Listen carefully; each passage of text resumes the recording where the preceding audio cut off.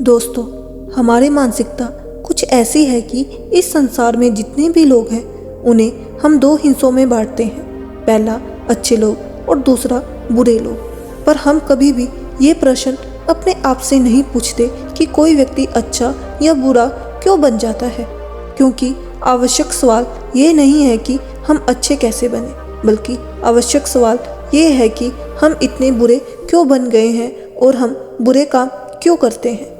दोस्तों, अगर आप भी इन दोनों प्रश्नों के उत्तर आसान भाषा में जानना चाहते हैं तो आज की ये कहानी आपके लिए ही है। दोस्तों, इस कहानी को अंत तक जरूर सुनिएगा। तो चलिए कहानी की शुरुआत करते हैं। एक नगर में एक बहुत बड़ा शातिर चोर रहा करता था और उस चोर के बारे में जानते तो सब थे, पर आज तक उसे कोई पकड़ नहीं पाया था। उस चोर ने अपना पूरा जीवन चोरी करने में लगा दिया था। उसके पूरे नगर में और उसके आसपास के इलाकों में भी उसकी बराबरी का चोर कोई नहीं था। दोस्तों, उस चोर का बेटा भी था जिसे वह अपनी तरह एक शातिर चोर बनाना चाहता था। वह शातिर चोर अपने बेटे को हमेशा एक ही बात सिखाता था कि बेटा, कभी भी किसी साधु सन्यासी का उपदेश मत सुनना। अगर कोई तुमसे कुछ कहने भी लगे तो अपने कान बंद कर लेना और वहाँ से भाग जाना। उस चोर का बेटा उसकी इस बात को बचपन से ही सुनता आ रहा था, जिसके कारण उसके मन में ये बात बैठ गई थी। क्योंकि उस लड़के का पूरा ध्यान चोरी करने में ही था, इसलिए वह भी अपने पिता की तरह एक शातिर चोर बन गया था। हमारा ध्यान जिस भी चीज़ पर ज़्यादा होता है, हम उस चीज़ में माहिर हो जाते हैं। एक दिन वह चोर सोचता है कि छोटी मोटी चोरियां तो बहुत कर ली, क्यों ना आज राजा के महल में ही डाका डालूं। राजा के महल में चोरी करने के उद्देश्य से वह चोर महल की ओर चल पड़ता है। मार्ग में उसे कुछ लोगों की भीड़ नजर आती है। वो उस भीड़ को देखकर रुकता है और ये देखता है कि लोग क्या कर रहे हैं। जब वो चोर भीड़ के करीब जाता है तो वो देखता है कि सभी लोग एक एक करके एक सन्यासी के चरणों में गिरकर उनका आशीर्वाद ले रहे हैं। वो सन्यासी और कोई नहीं बल्कि गौतम बुद्ध थे। वो चोर बुद्ध को देखकर उनकी तरफ आकर्षित हो जाता है, क्योंकि उसने भी पहली बार इतने तेजस्वी व्यक्ति को देखा था। अचानक उसे अपने पिता की बात याद आ जाती है कि साधु सन्यासियों से दूर रहना चाहिए। एक बार वो सोचता है कि वहाँ से चला जाए, लेकिन फिर उसके मन में एक प्रश्न उठता है कि पिताजी ऐसा क्यों कहते थे। इस प्रश्न का उत्तर जानने के लिए वो चोर सभी लोगों के साथ बैठ जाता है और गौतम बुद्ध का उपदेश सुनने लग जाता है।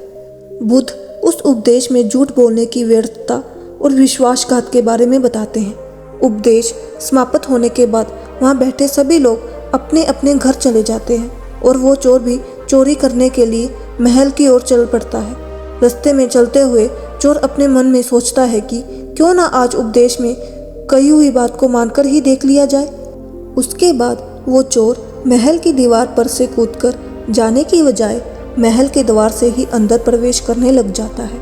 ऐसा करते देख महल का द्वारपाल उसे रोकता है और उसे पूछता है कि कौन हो भाई और कहाँ जा रहे हो। वो चोर द्वारपाल से कहता है कि मैं एक चोर हूँ और अंदर चोरी करने के लिए जा रहा हूँ। उस चोर की बात सुन द्वारपाल सोचता है कि महल का कोई एक नौकर होगा और मुझसे मजाक कर रहा है। वैसे भी कोई चोर अपने आप को कभी भी चोर नहीं बताता है और वो द्वारपाल उस चोर को महल के अंदर जाने के लिए प्रवेश करने दे देता है। महल में प्रवेश करने के बाद वो चोर उस तिजोरी पर पहुंच जाता है जहां पर खजाना रखा हुआ था। वो चोर उस तिजोरी को तोड़कर बहुत सारा धन अपनी पोटली में भर लेता है और जैसे ही धन लेकर वो चोर वहां से जाने लगता है तो उसे रसोई नजर आती है। महल के सभी लोग सो रहे थे, इसलिए रसोई में उस समय कोई भी नहीं था और उस चोर को बहुत जोर से भूख लगी हुई थी। इसलिए वो चोर रसोई में जाता है और पेट भर के खाना खाता है। भोजन करके वो चोर वहाँ से जाने लगता है।